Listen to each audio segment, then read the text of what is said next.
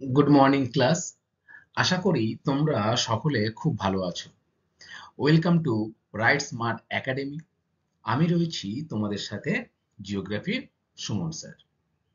আচ্ছা স্টুডেন্ট, গত দুটো বা তিনটে ক্লাস জুড়ে আমরা কিন্তু তোমাদের বইতে যে তৃতীয় অধ্যায় রয়েছে, কি না বায়ুমণ্ডল, সেখান থেকে কিন্তু আমরা পড়াশোনা শুরু করেছিলাম, তাই তো?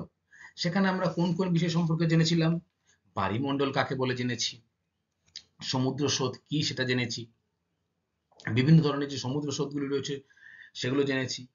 এছাড়া সমুদ্র সৃষ্টির কারণ কি জেনেছি। আর কি জেনেছি না, পৃথিবীব্যাপী যে বিভিন্ন সমুদ্র স্রোতগুলি রয়েছে তার কি প্রভাব রয়েছে সেই সম্পর্কেও আমরা কিন্তু গত ক্লাসে আলোচনা তোমাদের সাথে করেছি।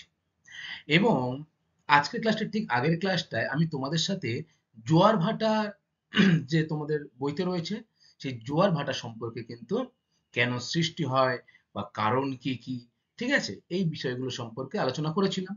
এবং জোয়ার ভাটা সম্পর্কে আরো কিছু তথ্য তোমাদের সাথে আমাদের আলোচনা করা বাকি ছিল, সেটা নিয়েই কিন্তু আজকে জোয়ার ভাটা পার্ট 2 যে ক্লাসটা সেটা তোমাদের সাথে শুরু করব। জোয়ার ভাটা থেকে আমরা গত ক্লাসে কি জেনেছিলাম যে জোয়ার ভাটা সৃষ্টির কারণ কি, তাই তো? আজকে আমরা কি জানবো বলতো? আজকে আমরা জানবো জোয়ার ভাটার যে ব্যবধান কত সময় অন্তর অন্তর হয় সেই ব্যবধান সম্পর্কে জানবো।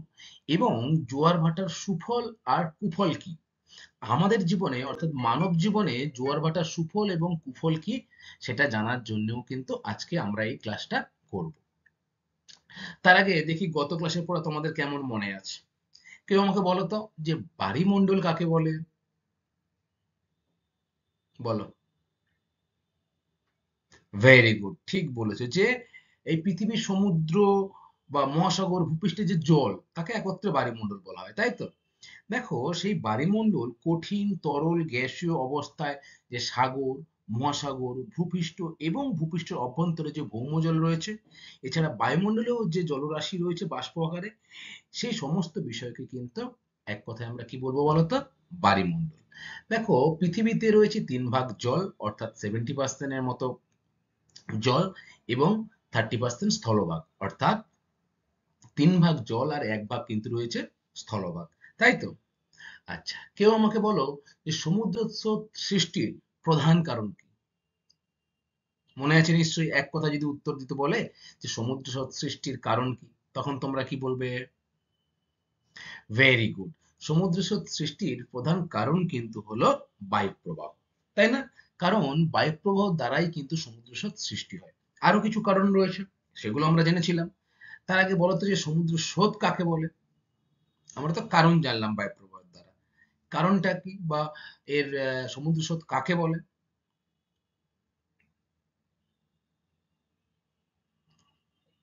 দেখো বায়ুপ্রবাহ, এছাড়া পৃথিবীর আবর্তন, জলের ঘনত্ব, লবণতা ইত্যাদির তারতম্য, সমুদ্রের যে বিপুল অঞ্চল জুড়ে যে জলরাশি রয়েছে তার নির্দিষ্ট পথে যে প্রবাহিত হচ্ছে তাকে কিন্তু আমরা কি বলবো বলতো?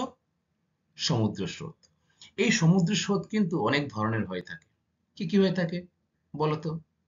ভেরি গুড, খুব ভালো বলেছে যে উষ্ণ স্রোত আর শীতল স্রোত, তাই তো? আরো দুটি কিন্তু স্রোত লক্ষ্য করা যায়। কি কি বলতো? যে পৃষ্ঠ সমুদ্র স্রোত আর গভীর সমুদ্র স্রোত, এই চারটি মূলত আমরা কি জেনেছিলাম সমুদ্র স্রোত সম্পর্কে। এবারে কেউ আমাকে বলতো এই যে বললে শীতল সমুদ্র স্রোত এটি কোথায় সৃষ্টি হয়?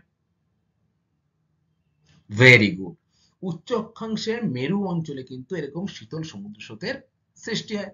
কারণ অক্ষাংশ থেকে যত আমরা উপরের দিকে যাব তত কিন্তু শীতলতার যে আহ, ভাগটা সেটা কিন্তু বেশি, কারণ সূর্য কিন্তু তীর্যকভাবে সেদিকে রশ্মি ফেলে। সূর্য রশ্মির পতন কোণের জন্য কিন্তু মেরু অঞ্চলের দিকে কি হয় না, শীত পড়ে বেশি, তাই তো? আচ্ছা উষ্ণ স্রোত কোথায় লক্ষ্য করা যায় বলো?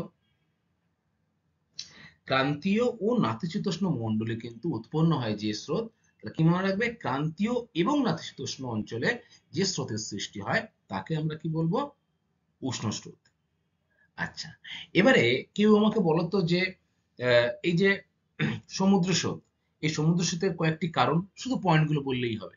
বলো কি কি পয়েন্ট রয়েছে সমুদ্র স্রোত সৃষ্টির? ভেরি গুড, যে উৎপত্তি অনুসারে আর কি না দিক পরিবর্তনের দিক দিয়েও কিন্তু আরেকভাবে ভাগ করা যায়। উৎপত্তি অনুসারে কি কি হবে? বায়ুপ্রবাহ, খুব ভালো বললে। আর কি? পৃথিবীর আবর্তন ও কোরিওলিস বল, তোমরা সকলেই জানো কোরিওলিস বল সম্পর্কে। এছাড়া আর কি রয়েছে যে সমুদ্রের উষ্ণতা, সমুদ্রের লবণতা ও সমুদ্রের ঘনত্ব। আর কি ছিল? বরফের গলন, বৃষ্টিপাত, বাষ্পীভবন। এগুলো কিন্তু সবই সমুদ্র স্রোত সৃষ্টিতে গুরুত্বপূর্ণ ভূমিকা পালন করে থাকে। দেখো, দিক পরিবর্তনের দিক দিয়ে বলতে গেলে দুটি ভাগে ভাগ করা যায়। কি কি? উপকূলের আকৃতি। উপকূল অঞ্চল কোনটা? সমুদ্রের তীরবর্তী অঞ্চল। খুব ভালো বলেছে যে সমুদ্রের তীরবর্তী অঞ্চলকে কিন্তু আমরা কি বলবো? না উপকূলবর্তী অঞ্চল। সেই উপকূলবর্তী অঞ্চলে যে আকৃতি রয়েছে সেই আকৃতিও কিন্তু সমুদ্র স্রোত সৃষ্টিতে সাহায্য করে। আর কি ছিল পয়েন্ট? আর একটা, ঋতু পরিবর্তন। আচ্ছা বলো তো, ঋতু পরিবর্তন প্রধান বৈশিষ্ট্য কি? দেখো, সম্পূর্ণ দু রকম বায়ুপ্রবাহ কিন্তু হয়, বিপরীতমুখী বায়ুপ্রবাহ। অর্থাৎ আমাদের দেশ ভারতবর্ষ, যেখানে কোন সরি, সেখানে কিন্তু মৌসুমী জলবায়ু লক্ষ্য করা যায়। দেখবে উত্তর পশ্চিম, সরি, তোমরা দক্ষিণ এবং পশ্চিম এই দিক থেকে কিন্তু যে বায়ুটা প্রবেশ করে সেটা কিন্তু মৌসুমী বায়ু, যার দ্বারা বৃষ্টিপাত হয়। আবার উত্তর পূর্ব দিক থেকে এই বায়ু কিন্তু ফিরে যায়। অর্থাৎ বছরে 180 ডিগ্রি বিপরীতমুখী কিন্তু বায়ুপ্রবাহ দুটি লক্ষ্য করা যায়। এই দিক পরিবর্তনের ফলেও কিন্তু সমুদ্র স্রোতের সৃষ্টি হয়। আচ্ছা, পৃথিবীব্যাপী সমুদ্র স্রোতগুলো অনেকগুলোই ছিল, আমরা জানিছি। তার মধ্যে দেখো ছিল হামবোল্ট স্রোত, ল্যাব্রাডর স্রোত, শীতল ক্যালিফোর্নিয়া স্রোত, উত্তর আটলান্টিক ড্রিফট স্রোত, মৌসুমী স্রোত। এগুলো পড়েছিলাম তো। এগুলো পরীক্ষায় কেমন প্রশ্ন আসে বলতো? যে কোন মহাসাগরে এই স্রোতটা লক্ষ্য করা যায়। ধরো তোমাদের প্রশ্ন করলো ল্যাব্রাডর স্রোত। ল্যাব্রাডর স্রোত কোন মহাসাগরে সৃষ্টি হয়? তোমাদের উত্তর কি হবে? প্রশান্ত মহাসাগর, আটলান্টিক মহাসাগর, না ভারত মহাসাগর? কোথায় বলো? Very good. ল্যাব্রাডর যে স্রোত সেটি কিন্তু কি না আটলান্টিক মহাসাগরে সৃষ্টি হয়। ঠিক তেমনি দেখবে হামবোল্ট স্রোত, একটু আগে বললাম না, এই হামবোল্ট স্রোত কিন্তু কোথায় উৎপন্ন হয়? না প্রশান্ত মহাসাগরে। আর আমাদের ভারত মহাসাগরে কোন স্রোত উৎপন্ন হয়? আমাদের ভারতবর্ষের যে মৌসুমী বায়ু ঢোকে। তাহলে মৌসুমী বা দক্ষিণ পশ্চিম মৌসুমী স্রোত কিন্তু ভারত মহাসাগরে উৎপন্ন হয়, তাই তো? আচ্ছা, তোমরা আমাকে বলতে পারবে যে আহ, রেঙ্গুয়ানা স্রোত বা বেঙ্গুয়ানা স্রোত যেটাকে বলা হয় সেটি কোন মহাসাগরের সৃষ্টি হয়?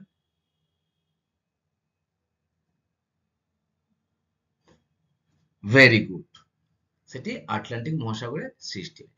আর তোমরা একটু আগে পড়লে যে ল্যাব্রাডর স্রোত, এই ল্যাব্রাডর স্রোতের প্রভাবে কোন অঞ্চলে বলো তো বছরে তুষারপাত ঘটে বেশিরভাগ সময়? ল্যাব্রাডর স্রোতের প্রভাবে কোন অঞ্চলে তুষারপাত ঘটে? ভেরি গুড, খুব ভালো বলেছে যে নিউ ফাউন্ডল্যান্ড অঞ্চলে কিন্তু তুষারপাত ঘটে। এছাড়া আর কি ছিল? জলবায়ুর দিক পরিবর্তন, যেটা হচ্ছে জলবায়ুর পরিবর্তনের প্রভাব, লা নিনা, এল নিনো। আর কি ছিল? না মগ্নচড়া সৃষ্টি। এটাই হলো কিন্তু পৃথিবীব্যাপী যে সমুদ্র স্রোতের প্রভাব। আচ্ছা, এই যে মগ্নচড়া সৃষ্টির কথা তোমাদের বললাম, মগ্নচড়া বৃহত্তম পৃথিবীর কোন মগ্নচড়ার নাম কি তোমরা জানো? জানো, পড়েছিলে গত ক্লাসে, কি বলতো? গ্র্যান্ড ব্যাংক কিন্তু হলো পৃথিবীর বৃহত্তম মগ্নচড়া। এই মগ্নচড়া কিন্তু একটা বাণিজ্যিক দিক থেকে খুব লাভবান। কিসের, কোন বাণিজ্যটা এখানে ভালো হয় বলতো? ভেরি গুড, মৎস্য আহরণ ক্ষেত্র হিসেবে কিন্তু খুব গুরুত্বপূর্ণ ভূমিকা পালন করে এই মগ্নচড়া, কারণ প্রচুর পরিমাণে মাছ কিন্তু এখান থেকে পাওয়া যায়। ঠিক আছে, এরপর আমরা গত ক্লাসে কি পড়েছিলাম? জোয়ার ভাটা। মূলত দুটো কারণে জোয়ার ভাটা হয়, এটা তোমরা জেনেছিলে গত ক্লাসে। সেই দুটি কারণ কি কি বলতো? ভেরি গুড, চাঁদ ও সূর্যের আকর্ষণ বল এক নাম্বার, আর দুই হচ্ছে কিন্তু পৃথিবীর যে কেন্দ্রাতিক বলের প্রভাব ও জোয়ার। তাহলে জোয়ার ভাটা কটা কারণে হচ্ছে? দুটি কারণে। চাঁদ এবং সূর্যের মিলিত যে আকর্ষণ, তার ফলে জোয়ার ভাটা হয়, এবং পৃথিবীর যে কেন্দ্রাতিক বল রয়েছে তার ফলেও কিন্তু জোয়ার ভাটা সৃষ্টি হয়। আমরা এই যে জোয়ার ভাটা সম্পর্কে জেনেছিলাম, তার সাথে সাথে আমরা ভরা কোটাল, মরা কোটাল পড়েছিলাম তো। তোমরা আমাকে বলতে পারবে ভরা কোটাল কোন তিথিতে লক্ষ্য করা যায়? Very good. অমাবস্যা ও পূর্ণিমা তিথিতে কিন্তু ভরা কোটাল লক্ষ্য করা যায়, তাই তো? দুটি ভাগ আছে আবার, অমাবস্যার ভরা কোটাল আর পূর্ণিমার ভরা কোটাল। এবং মরা কোটাল লক্ষ্য করা যায় বা মরা জোয়ার লক্ষ্য করা যায় কোন তিথিতে? বলো, মনে আছে? কৃষ্ণ ও শুক্ল পক্ষে কিন্তু অষ্টমী তিথিতে এই মরা কোটাল লক্ষ্য করা যায়। আচ্ছা, যখন মরা কোটাল লক্ষ্য করা যায় তখন আহ চাঁদ এবং সূর্য পৃথিবীর কত ডিগ্রি কোণে থাকে জানো? সমকোণে থাকে। তাহলে সেই কত ডিগ্রি সমকোণে? 90 ডিগ্রি সমকোণে কিন্তু লক্ষ্য করা যায়। অপরদিকে যখন ভরা কোটাল হয় তখন কি হয় বলতো? পৃথিবী, চাঁদ এবং সূর্য তিনটি একই সরলরেখায় থাকে। তখন কিন্তু হয় কি না ভরা কোটাল। এই যে পৃথিবী, চাঁদ এবং সূর্য তিনটি যখন একই সরলরেখায় থাকে তখন তাকে কিন্তু বলা হয় কি না সিজিগি অবস্থান। জ্যোতিষশাস্ত্র অনুযায়ী কিন্তু এই সিজিগি অবস্থান লক্ষ্য করা যায়। জ্যোতিষশাস্ত্র কি বলছে? জ্যোতিষশাস্ত্র অনুসারে সূর্য, চাঁদ ও পৃথিবী যখন একই সরলরেখায় থাকে তখন তাকে কি বলা হয়? সিজিগি। মনে থাকবে? আচ্ছা, তোমরা ভরা কোটাল এবং মরা কোটাল এই দুটির পার্থক্য মনে আছে? গত ক্লাসে কিন্তু আমি তোমাদের সাথে এটা বিস্তারিত আলোচনা করেছিলাম যে ভরা কোটাল ও মরা কোটালের পার্থক্য কি কি হবে বলতো? একটা তিথি অনুযায়ী আলাদা, কারণ একটা অমাবস্যা ও পূর্ণিমাতে হচ্ছে ভরা কোটাল, আর মরা কোটাল হচ্ছে কি কৃষ্ণ ও শুক্লপক্ষে। এদিকে তোমার ভরা কোটাল কিন্তু একই সরলরেখায় থাকে, চাঁদ সূর্য পৃথিবী। আর অপরদিকে মরা কোটালে কি হয় না সমকোণে অবস্থান করে, 90 ডিগ্রি কোণে কিন্তু অবস্থান করে। ভরা কোটালে ব্যাপক ক্ষয়ক্ষতি হয়, কারণ জলরাশি কিন্তু তার যে জোয়ারে থাকার কথা তার থেকে কিন্তু 20% বেশি জল আসে। ফলে বন্যার সৃষ্টি হতে পারে, দুকুল ছাপিয়ে নদী বা সমুদ্রের জল এসে সম্পত্তি হানি হতে পারে। অপরদিকে কি হয়, মরা কোটালে কিন্তু তেমন ক্ষয়ক্ষতি হওয়ার সম্ভাবনা থাকে না, তাই তো? ঠিক আছে। তাহলে গত ক্লাসে ঠিক আমরা এই অবধি আলোচনা করেছিলাম। আজকে কিন্তু আমরা কি করব, যে জোয়ারের যে বা ভাটা যে সময়ের ব্যবধান রয়েছে সেই সম্পর্কে আলোচনা করব। জোয়ার ভাটা সময়ের ব্যবধান।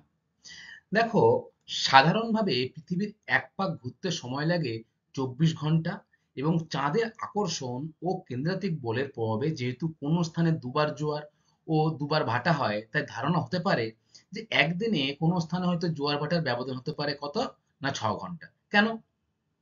কারণ একদিন সমান 24 ঘন্টা, তো দুবার করে হচ্ছে, 6 4 24। তাহলে তোমাদের কি মনে হতে পারে যে একদিনে কিন্তু যে দুবার যখন জোয়ার হচ্ছে বা ভাটা হচ্ছে, তাহলে 6 ঘন্টা অন্তর কিন্তু এই জোয়ার ভাটাটা হয়। কিন্তু পৃথিবীর প্রকৃত আবর্তনের সময় এবং চাঁদের যে পরিক্রমার সময় পৃথিবীর জোয়ার ভাটার সময়ের উপরে কিন্তু প্রভাব ফেলে। কি জানলে তোমরা? যে সাধারণভাবে কিন্তু পৃথিবী যে এক পাক ঘুরছে তার কত সময় লাগে? 24 ঘন্টা। কিন্তু চাঁদের যে আকর্ষণ ও কেন্দ্রাতিক বলের প্রভাবে কোনো স্থানে দুবার জোয়ার হয় বা কোনো স্থানে দুবার ভাটা হয়। তাহলে আমাদের ধারণা কি হতে পারে যে 24 ঘন্টায় যদি দুবার জোয়ার হয়, দুবার ভাটা হয়, তাহলে নিশ্চয়ই 2 2 4 আর 24 ঘন্টা, তাহলে 6 4 24 মনে হতে পারে যে 6 ঘন্টা অন্তর অন্তর কিন্তু জোয়ার ও ভাটা হয়। কিন্তু না, কি হচ্ছে যে পৃথিবীর আবর্তনের সময় এবং চাঁদের যে পরিক্রমণ এই দুটি প্রভাব কিন্তু কোথায় ফেলছে না জোয়ার ভাটার উপরে কিন্তু ফেলছে। পৃথিবীর নিজে অক্ষের উপর একবার আবর্তনের সময় হলো 23 ঘন্টা 56 মিনিট 4 সেকেন্ড। পৃথিবীর চারপাশে চাঁদের পরিক্রমণ করতে কত সময় লাগে না 274 দিন। তাহলে পৃথিবী যখন নিজের অক্ষে এক পাক ঘুরবে তখন কত সময় লাগবে না 23 ঘন্টা 56 মিনিট 4 সেকেন্ড, বা একদিন আমরা যেটা বলি বা 24 ঘন্টা। আবার পৃথিবীর চারপাশে চাঁদের যে পরিক্রমণ সেটা কিন্তু হয় কত দিনে বলতো? 274 দিনে। ঠিক আছে? এরপরে দেখো, অর্থাৎ পৃথিবী এক পাক আবর্তনকালে চাঁদ তার কক্ষপথের প্রায় 13 ডিগ্রি 10 মিনিট কৌণিক দূরত্ব কিন্তু অতিক্রম করে। ফলে পৃথিবীর একদিনে কোথাও বা কোনো নির্দিষ্ট স্থান থেকে প্রায় 52 মিনিট 40 সেকেন্ড পথ কিন্তু সে অতিক্রম করে। দেখো, এই যে অবস্থানটা তোমরা দেখছো ছবিতে, এই যে কোনটা চাঁদ, এটা চাঁদের কক্ষপথ, চাঁদ কিন্তু এদিক থেকে এদিকে যাচ্ছে। এই যে কোণটা তৈরি করছে কত ডিগ্রি, না 13 ডিগ্রি 10 মিনিট কৌণিক দূরত্ব কিন্তু সে অতিক্রম করছে। ফলে পৃথিবীর একদিনে কোনো নির্দিষ্ট স্থান কিন্তু প্রায় 52 মিনিট 40 সেকেন্ড পথ সে অতিক্রম করছে। কি করে অতিক্রম করছে? 360 ডিগ্রিকে যদি আমি 27/1/3 দিয়ে ভাগ করি, তাহলে দেখবে যেটা বেরোবে সেটা কিন্তু হলো এই 13 ডিগ্রি 10 মিনিট। সুতরাং পৃথিবীর কোন স্থানে মুখ্য জোয়ার ঘটার 24 ঘন্টা 48 মিনিট 44 সেকেন্ড পরে আবার কিন্তু মুখ্য জোয়ার হবে। তাহলে দুটি মুখ্য জোয়ারের ব্যবধান কত? 24 ঘন্টা 48 মিনিট 44 সেকেন্ড। অতএব কোন স্থানে মুখ্য জোয়ার ও গৌণ জোয়ারের ব্যবধান যদি এই 24 ঘন্টা 48 মিনিটকে আমি ভাগ করি, তাহলে মুখ্য জোয়ার, অপর দিকে তার মাঝখানে কি হবে? একবার গৌণ জোয়ার হবে। তাহলে এই মুখ্য জোয়ার আর গৌণ জোয়ারের ব্যবধান কিন্তু হলো 12 ঘন্টা 24 মিনিট 22 সেকেন্ড, এবং জোয়ার ভাটার ব্যবধান হয় 6 ঘন্টা 12 মিনিট 11 সেকেন্ড। এই কারণেই কোন স্থানে জোয়ার ও ভাটার প্রকৃত যে ব্যবধান, জোয়ার এবং ভাটার কোন একটি স্থানে যদি জোয়ার ভাটার যে প্রকৃত ব্যবধান রয়েছে, সেই ব্যবধানটা কত হয় বলতো? 6 ঘন্টার কিন্তু সামান্য বেশি হয়। মনে থাকবে? তাহলে তোমরা এখানে কি মনে রাখবে, যে মুখ্য জোয়ার এবং গৌণ জোয়ারের ব্যবধান কিন্তু 12 ঘন্টা 24 মিনিট 22 সেকেন্ড। আবার জোয়ার ভাটার যে ব্যবধান সেটা কত? 6 ঘন্টা 12 মিনিট 11 সেকেন্ড। তাই তো? তাই এটাকে কি বলে থাকি আমরা, যে কোন স্থানে জোয়ার ও ভাটা হওয়ার যে প্রকৃত ব্যবধান সেটি কত? 6 ঘন্টার কিন্তু সামান্য বেশি। আচ্ছা, এরপরে রয়েছে দেখো জোয়ার ভাটার ঘড়ি। এটি জোয়ার ভাটার সময় ব্যবধান জানার ঘড়ি। জোয়ার ও ভাটার কত টাইমের মধ্যে হচ্ছে বা কত গ্যাপ রয়েছে সেটা জানার জন্য যে ঘড়ি ব্যবহার করা হয় তাকে কি বলা হয়, না জোয়ার ভাটার ঘড়ি। এই ঘড়ি সচরাচর ঘড়ির থেকে কিন্তু একটু আলাদা। এমনি নর্মালি যে ঘড়িগুলো হয় সেরকম কিন্তু এই ঘড়ি নয়, এই ঘড়ি কিন্তু একটু অন্যরকম। এখানে মোট অংশটিকে 6 ঘন্টা করে দুটি অংশে ভাগ করে নেওয়া হয়। দেখো এই যে ঘড়িটা,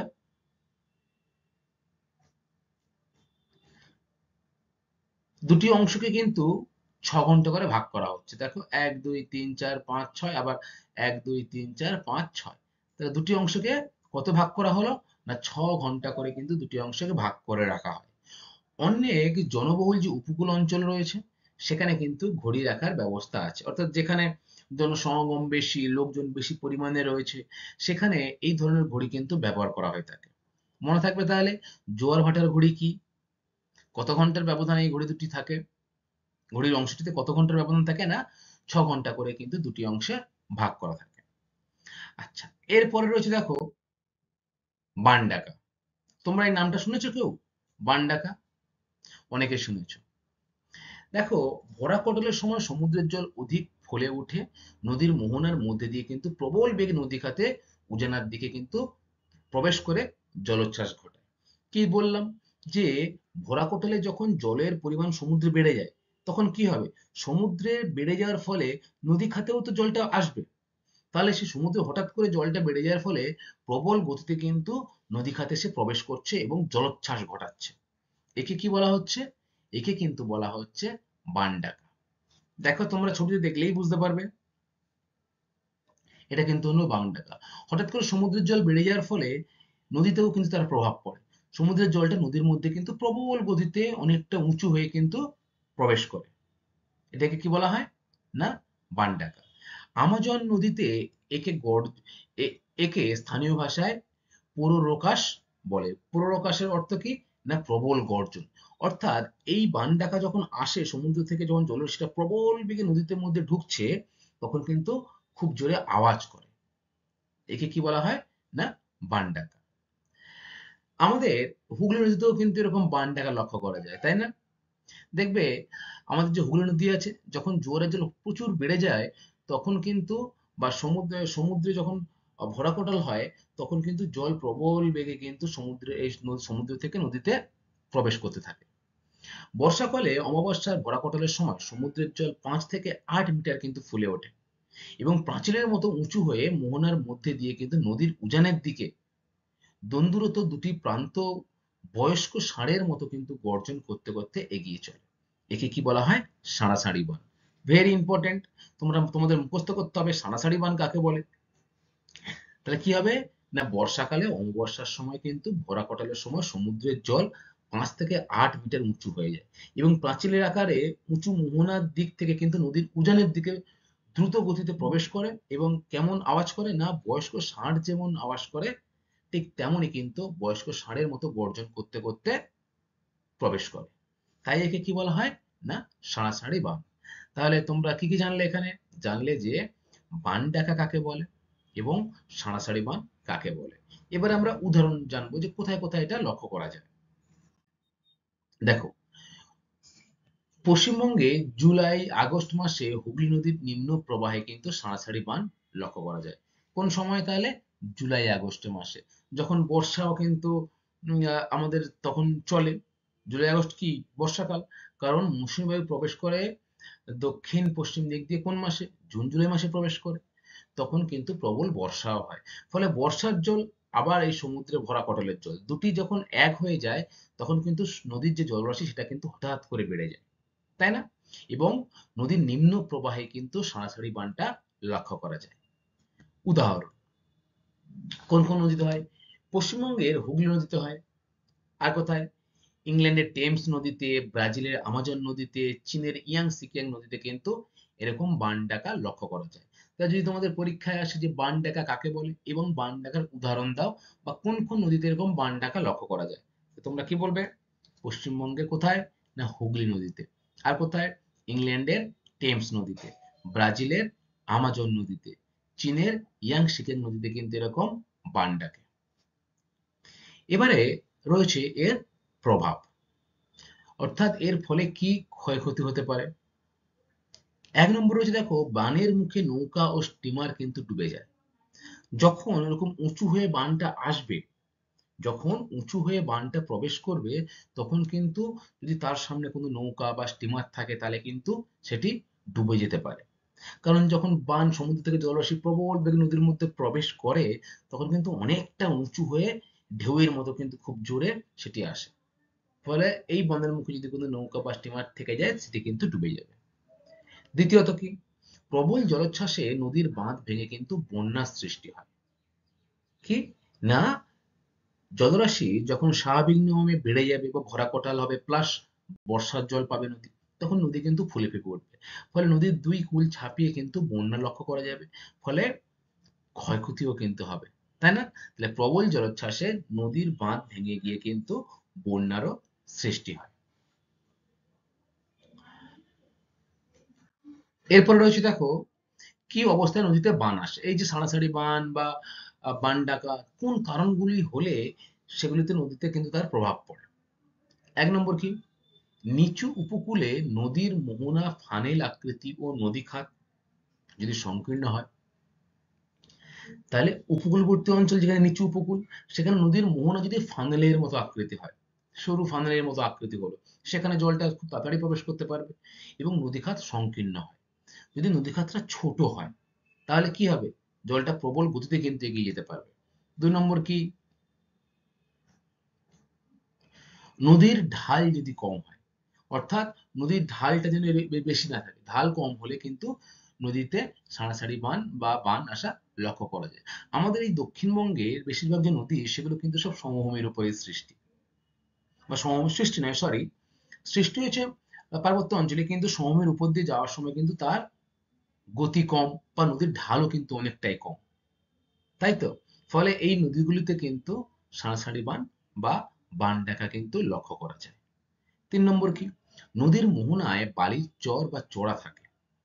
নদীর মোহনায় কি বালির চর বা চড়া থাকবে।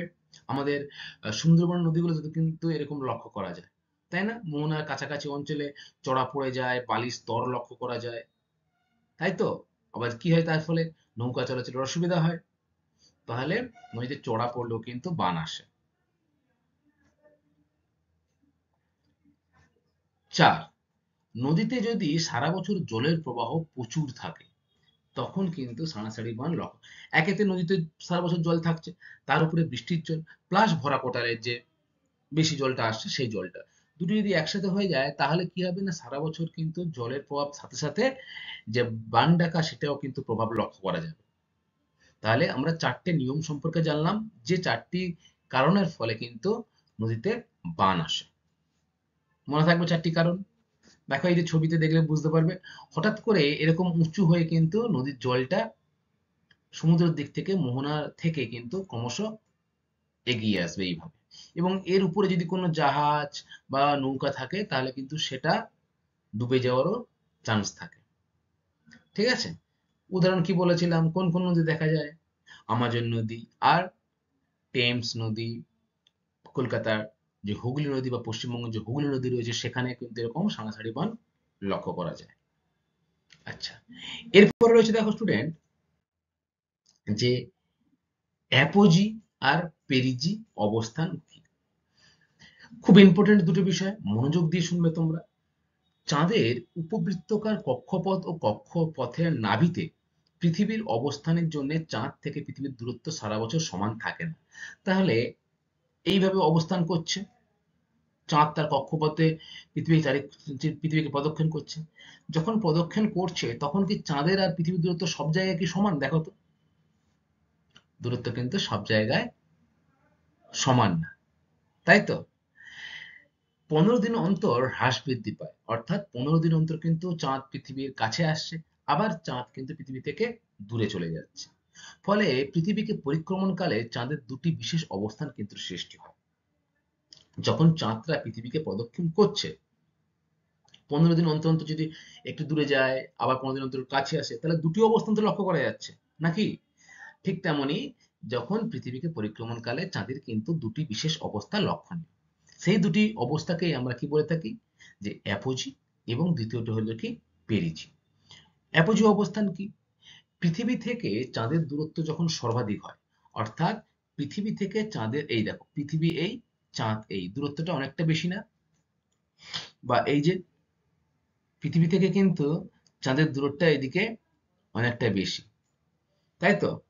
এই যে অবস্থানটাকে আমরা কি বলে থাকি বলতো? অ্যাপোজি। অর্থাৎ পৃথিবী থেকে চাঁদের দূরত্ব যখন সর্বাধিক হয় সেই অবস্থাকে আমরা কি বলি? অ্যাপোজি অবস্থান। দূরত্ব বেশি হওয়ার কারণে চাঁদের আকর্ষণ বল যেহেতু কমে, তাই জোয়ারে এই সময় বেশ কম। দেখো চাঁদের আকর্ষণেই কিন্তু মূল জোয়ার ভাটাটা কিন্তু হয়, তাই তো? এটা আমরা পড়েছিলাম। এবারে যদি চাঁদের সাথে আমাদের পৃথিবীর দূরত্ব বেড়ে যায় তখন কি হয়? তখন কিন্তু যে জোয়ার এই সময় কিন্তু কম হয়, একেই অ্যাপোজি জোয়ার বলা হয়। কি হয় সাধারণত? জোয়ারে যতটা জল থাকার কথা তার থেকে কিন্তু 20% জল কম থাকে। মনে থাকবে তাহলে, 20% জল কিন্তু কম থাকে কখন? না অ্যাপোজি অবস্থান, অর্থাৎ চাঁদ থেকে কিন্তু পৃথিবীর দূরত্বটা যখন সর্বাধিক হয়। সেই দূরত্বটা কত হয়? সেই দূরত্বটা কিন্তু 4,07,000 কিমি হয়ে যায়। 4,07,000 কিমি দূরত্বটা, সেটা কি সব থেকে বেশি দূরত্ব হচ্ছে, সেটাকে আমরা বলছি অ্যাপোজি। দেখো এই যে চাঁদের আকর্ষণ, এটি পৃথিবী, চাঁদ এরকম কক্ষপথে ঘুরছে, তাহলে এই দূরত্বটা যখন বেড়ে যাচ্ছে তখন পৃথিবীর এই স্থানে কিন্তু জোয়ারের প্রভাবটা কম লক্ষ্য করা যায়। বুঝতে পেরেছো? আচ্ছা, এরপরে রয়েছে দেখো পেরিজি অবস্থান। পেরিজি অবস্থান কাকে বলে?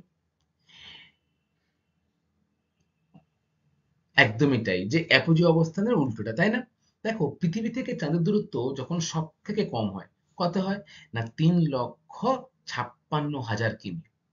তাহলে পৃথিবী থেকে যখন চাঁদের দূরত্ব সব থেকে কম হয় সেই অবস্থাকে আমরা কি বলবো? না পেরিজি অবস্থান। দূরত্ব কম হওয়ার কারণে চাঁদের আকর্ষণ কিন্তু বল যেহেতু বাড়ে, তাই জোয়ার এই সময় কিন্তু সাধারণ অবস্থা থেকে আরো 20% বেশি হয়, অর্থাৎ প্রবল জোয়ার কিন্তু এই সময় লক্ষ্য করা যায়। একেই কিন্তু বলা হয় পেরিজি জোয়ার। দেখো এখান থেকে এর দূরত্বটা কিন্তু যথেষ্ট কম এটার তুলনায়। 3,56,000, এটা ছিল 4,07,000, তাহলে 3,56,000টা কম, ফলে চাঁদের এখানে কিন্তু আকর্ষণ বলটা বেশি পায়। ফলে জোয়ারের জল যতটা হওয়ার কথা তার থেকে আর 20% প্রবল জোয়ার। একে কি বলা হয়? না পেরিজি জোয়ার। পেরিজি ও সিজিগি অবস্থান মিলে গিয়ে অমাবস্যা ও পূর্ণিমা তিথিতে দেখতে ভরা কোটাল প্রবলতম হয় ও জোয়ারের সীমা কিন্তু সর্বোচ্চ হয়। তাহলে জোয়ারের সীমা সর্বোচ্চ কখন হয়? না পেরিজি আর সিজিগি অবস্থান, পেরিজি মানে দূরত্ব কাছে, সিজিগি অবস্থান কি মনে আছে তোমাদের বলেছিলাম গত ক্লাসে? Very good. যখন চাঁদ, সূর্য, পৃথিবী একই সরলরেখায় থাকে তখন কিন্তু হয় সিজিগি।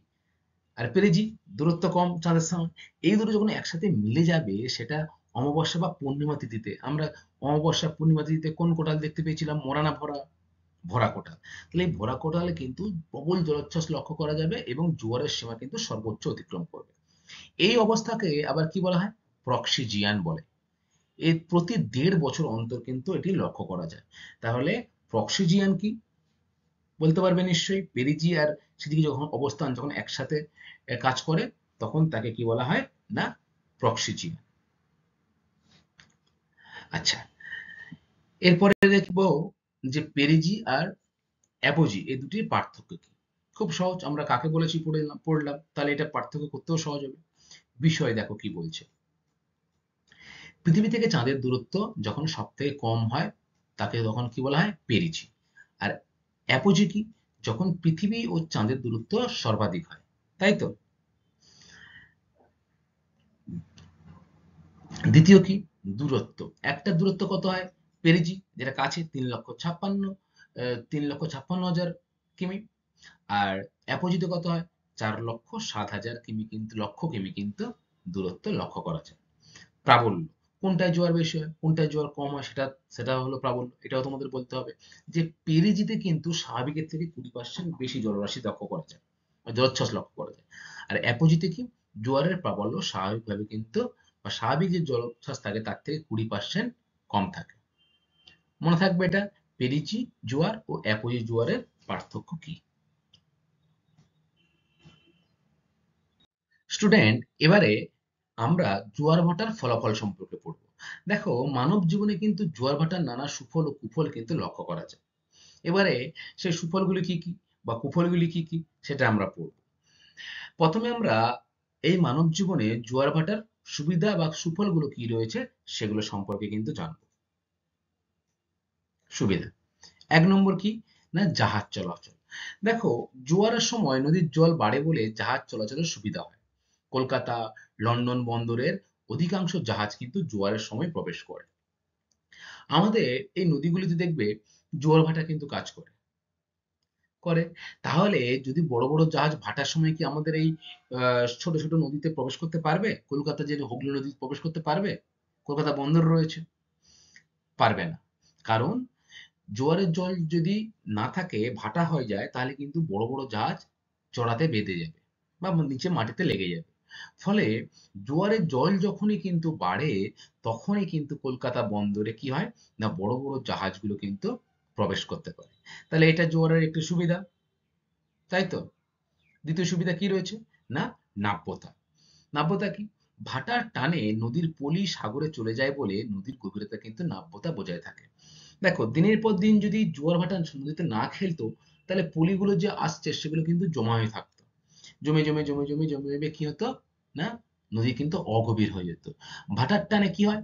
সেই যে পলি বালিগুলো রয়েছে সেগুলো কিন্তু কোথায় চলে যাচ্ছে? না সমুদ্রের গভীরে কিন্তু চলে যাচ্ছে।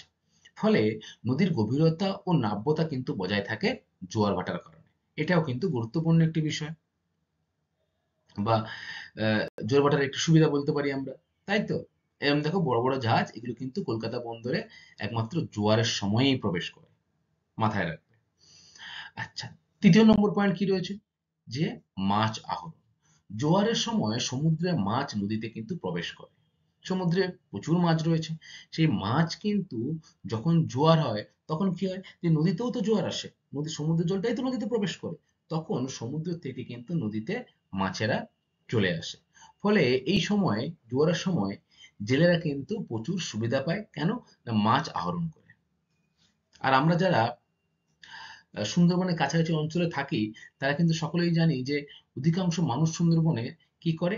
না মৎস্য আহরণ করে কিন্তু জীবিকা নির্বাহ করে, তাই না? তাই জোয়ারের সময় কিন্তু এই মৎস্য আহরণটা ভালো হয়। ৪ নম্বর কি? যে বরফ মুক্ত বন্দর। শীতপ্রধান অঞ্চলে সমুদ্রের লবণাক্ত জল প্রবেশের কারণে অনেক সময় কিন্তু বরফ মুক্ত থাকে বা জাহাজ চলাচল করতে পারে।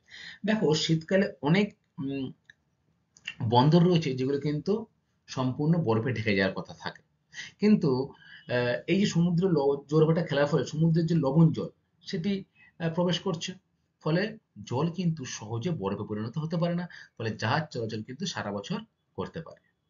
5 নম্বর কি? বিদ্যুৎ উৎপন্ন। জোয়ার ভাটাকে কাজে লাগিয়ে বিদ্যুৎ উৎপন্ন করা যায়।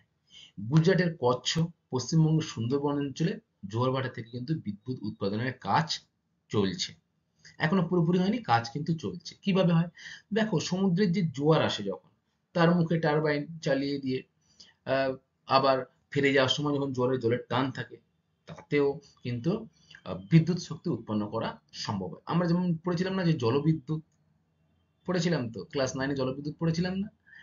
ঠিক তেমনই এই জোয়ার ভাটাকে কাজে লাগিয়েও কিন্তু কি করা যায় না, বিদ্যুৎ উৎপন্ন করা সম্ভব। কোথায় কোথায় এই বিষয়ে কাজ চলছে বর্তমানে? পশ্চিমবঙ্গের সুন্দরবন অঞ্চলে এবং গুজরাটের যে কচ্ছ উপকূল রয়েছে তার পাশাপাশি অঞ্চলে কিন্তু এরকম বিদ্যুৎ উৎপাদনের কাজ বর্তমানে চলছে। আচ্ছা, এরপরে কি রয়েছে দেখো, অসুবিধা। জোয়ার ভাটার অসুবিধা বা কুপ্রভাব: লবণতা বৃদ্ধি। জোয়ারের নোনা জল নদীতে প্রবেশ করে স্বাদু জলের লবণতা কিন্তু বৃদ্ধি পায় এবং সেচ কাজের কিন্তু অযোগ্য হয়ে যায়। যখন সমুদ্রে তো নোনা জল থাকে, সেই নোনা জল যখন নদীতে ঢুকবে, সেই নোনা জল কিন্তু আমরা চাষবাসে আর লাগাতে পারবো না, তাই না? ফলে জলের অভাব কিন্তু কৃষিকাজের ক্ষেত্রে কি হয়, প্রভাব ফেলে। আর কৃষিকাজে সকলে জানি প্রচুর পরিমাণে জলের প্রয়োজন হয়। এছাড়া অনেক ক্ষেত্রে নদীর বাঁধ ভেঙে গিয়ে কৃষিক্ষেত্রে যদি আহ, এই নোনা জলটা প্রবেশ করে যায়, তাহলে কিন্তু যে শাকসবজি হয় বা চাষবাস হয় সেগুলো কিন্তু সবই নষ্ট করে দেয়। দ্বিতীয়ত কি? বদ্বীপ গঠনে বাধা। জোয়ারের জলস্রোত নদীর মোহনা পলিযুক্ত হয় এবং বদ্বীপ গঠনে কিন্তু বাধা পায়। তাহলে জোয়ারের সময় জলস্রোত বেশি থাকে, ফলে বদ্বীপ যে ধীরে ধীরে গঠিত হয়ে বদ্বীপ যে সরি ওই পলি যে যুক্ত হয়ে বদ্বীপ সৃষ্টি হবে সেটা কিন্তু বাধাপ্রাপ্ত হয়। এটাও কিন্তু কুফল। আর কি রয়েছে? নাব্যতা হ্রাস। জোয়ারের জলে আগত পলি, বালি জমা হয়, নদীর গর্ভে চড়া সৃষ্টি হয় এবং নদী কিন্তু অগভীর হচ্ছে দিনের পর দিন। নাব্যতা কিন্তু হ্রাস পাচ্ছে। তাহলে দেখবে আমাদের যে কলকাতায় হুগলি নদী রয়েছে সেই নদীতেও কিন্তু বর্তমানে এরকম নাব্যতা হ্রাস পাচ্ছে, অর্থাৎ পলিবালি কিন্তু দিনের পর দিন জমা হচ্ছে। 4 নম্বর হচ্ছে দেখো, জীবন ও সম্পত্তি হানি। মানডাকা বা সাঁড়াসাঁড়ি বাঁধের প্রভাবে জলস্রোত, নৌকা, লঞ্চ, স্টিমার ডুবে যায়। আবার নদীর পাড় ভেঙে কি হয় না, পাশাপাশি যে কৃষি জমি রয়েছে সেই কৃষি জমি কিন্তু প্লাবিত হয়ে ভীষণ ক্ষয়ক্ষতির সৃষ্টি হয়। ঘরবাড়ি ক্ষয়ক্ষতি হয়, সম্পত্তি নষ্ট হয়, এমনকি মানুষ বা গবাদি পশুর কিন্তু প্রাণহানিও কিন্তু হতে পারে এই জোয়ার ভাটার কুফলের ফলে, তাই তো? আচ্ছা, তাহলে আমরা কি কি জানলাম যে জোয়ার ভাটার সুফল এবং কুফল সম্পর্কে। দেখো স্টুডেন্ট, এই যে চ্যাপ্টারটা বায়ুমণ্ডল সেটি কিন্তু আজকে আমি তোমাদের এই জোয়ার ভাটা শেষ করার মাধ্যমে সমাপ্তি করলাম বা শেষ করলাম। এবারে আজকে যেটুকু পড়লাম সেখান থেকে আমি তোমাদের সাথে কিছু গুরুত্বপূর্ণ প্রশ্ন যেগুলো পরীক্ষায় আসে সেটা নিয়ে একটু আলোচনা করব। কি রয়েছে দেখো, প্রথম প্রশ্ন: কোন স্থানে মুখ্য জোয়ার ও গৌণ জোয়ার এই দুটির সময়ের ব্যবধান কত? বলো, মুখ্য জোয়ার আর গৌণ জোয়ারের সময়ের ব্যবধান কত?